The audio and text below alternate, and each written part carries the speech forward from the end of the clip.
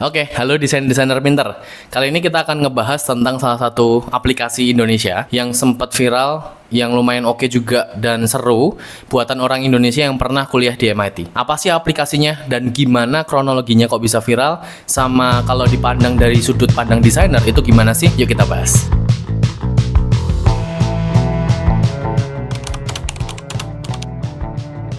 Jadi kemarin itu ada aplikasi yang namanya adalah Jagat Apps ya. Kalau kalian tahu, kalau kalian baca banyak berita, itu dibahas banget kenapa Jagat Apps ini bisa jadi viral. Nah, salah satu viralnya adalah karena mereka mengadakan salah satu campaign ya, satu tambahan fitur kecil di aplikasinya yang membuat orang jadi memburu harta karun gitu. Nah, harta karunnya ini berupa koin sebenarnya. Nanti akan saya jelaskan lebih lanjut ya. Kita akan membaca salah satu beritanya. Ini sumbernya dari bisnis.com. Ada banyak sebenarnya kalau kalian mau baca yang lain-lainnya juga. Ini ya.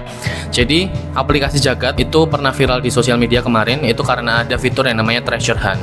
Ini diciptakan oleh seorang Indonesia, co-founder sebenarnya, yang bernama Barry Bacon, yang lulusan MIT atau Massachusetts Institute of Technology di S2-nya. Jadi S1-nya dia dia kuliah di Cornell University di bidang Civil and Environmental Engineering. Jadi udah cocok banget nih sama backgroundnya dia. Karena apa? Karena Jagat Apps ini itu adalah aplikasi yang sosial media sebenarnya, sosial media baru yang diperkenalkan di Indonesia. Harapannya membuat orang-orang supaya keluar dari HP-nya dan dia ketemu di dunia fisiknya. Karena Jagat Apps ini itu basicnya aja, kalau kalian download di Play Store atau App Store ya, itu basicnya aja adalah map sebenarnya. Jadi mirip seperti Google Maps dengan steroid gitu.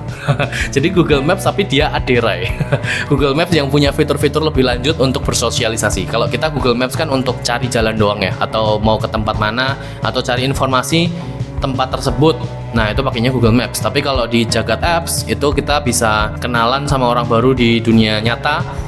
Terus teman-teman kita lokasinya di mana itu kita juga tahu. Salah satunya adalah history. Jadi kita tahu kapan kita kemana, minggu lalu kita ngapain dan lain sebagainya. Lalu kita bisa invite teman kita juga. Kita bisa create location. Jadi kalau kita mau nambahin rumah kita dan lain sebagainya, fiturnya di Jagat Apps ini itu bisa bekerja di background atau dia bekerja terus walaupun HP kita mati karena dia mengakses lokasi kan. Nah, kalau seperti itu pasti baterainya jadi boros banget. Makanya dia pakai power saving. Lalu ada notifikasi biasa ya. Lalu ada autoplay. Jadi kalau misalkan ada voice note, yang saya baca sih kalau ada voice note dia autoplay ya. Saya juga belum bermain lebih lanjut. Saya download cuman buat riset aja sih gitu. Nah, ini menarik banget sebenarnya aplikasinya karena dia menyelesaikan masalah orang Indonesia terutama yang terlalu terfokus di HP mereka masing-masing di sosial media. Nah, dia berpikir gimana caranya sosial media ini bisa menarik orang-orang di dunia nyata beneran buat ya jalan-jalan ketemu orang baru, ketemu teman-temannya di dunia nyata, bisa bersosialisasi, yaitu dengan berbasis apps tadi, berbasis maps ya, lebih tepatnya berbasis map. Jadi kemarin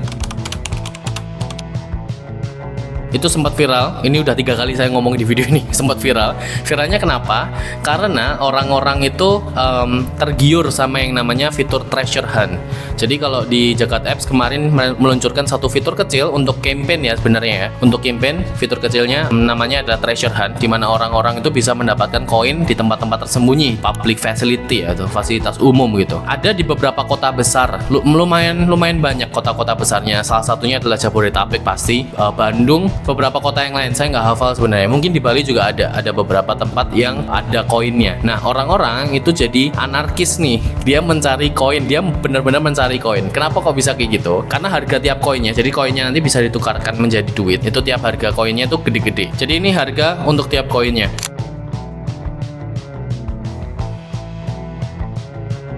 Nah, dengan harga kayak gitu, tiap koin yang ditukarkan, itu orang-orang jadi memburu harta karunnya. Namanya aja Treasure Hunt, sebenarnya ini udah cocok ya dengan campaign-nya ya.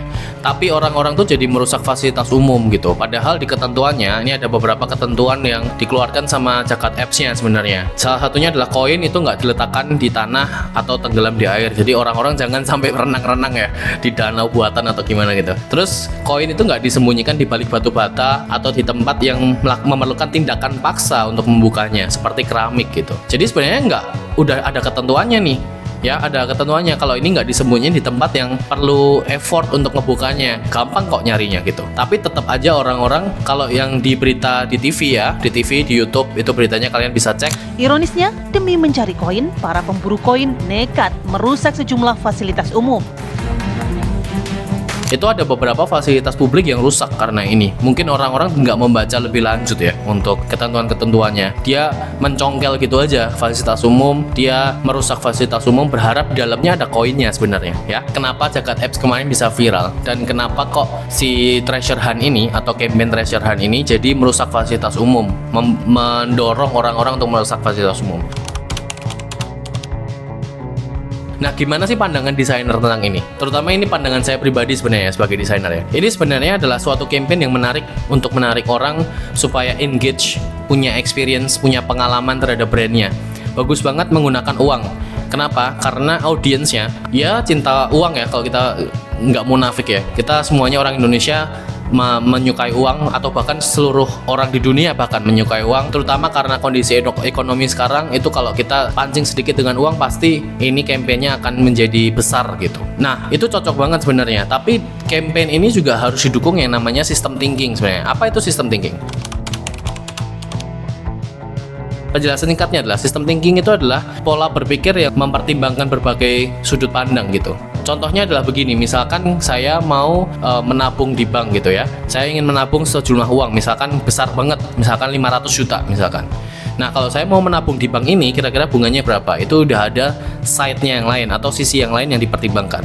Lalu ketika saya menabung ini dimasukkan ke deposito, kira-kira ini berapa lama nih depositonya bisa cair lagi atau bisa diambil lagi? Itu sisi yang lainnya lagi. Lalu kita pertimbangkan juga nih yang lainnya. Misalkan kalau saya menabung semuanya 500 juta itu, kira-kira apakah akan bisa survive atau uangnya habis total nih? Saya nggak punya pegangan uang lagi. Kayak gitu. Apa kira-kira yang akan terjadi dalam 2-3 bulan ke depan ketika saya menabung ini? Apa yang akan terjadi? Apakah saya memerlukan 500 juta ini untuk sesuatu atau ini bisa aman untuk ditabung dalam jangka waktu yang panjang?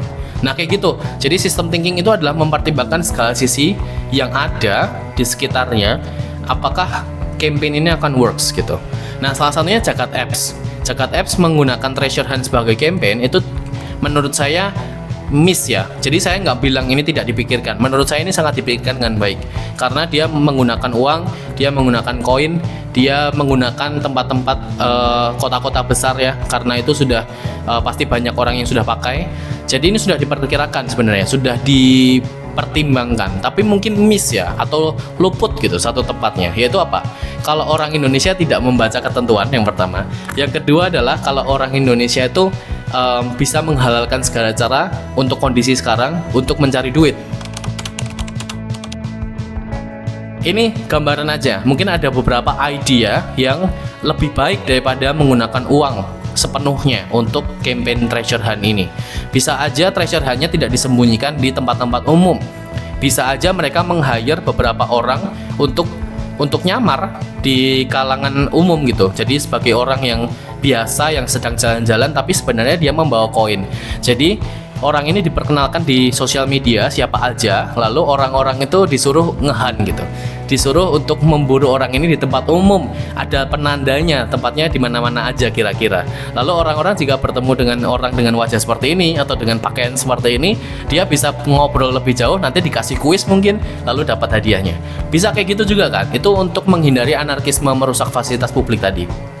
Sampai konten ini dibuat, kayaknya si co-foundernya baru dipanggil oleh Komdigi ya, karena ini tanggung jawabnya Komdigi untuk mengawasi. Tapi untuk perkembangan kasusnya saya kurang tahu. Di sini kita belajar satu hal, yaitu campaign dan system thinking, di mana desainer itu harus menyelesaikan masalah tanpa membuat masalah baru ya teman-teman ya. Begitu. Sampai jumpa di konten berikutnya. Thank you.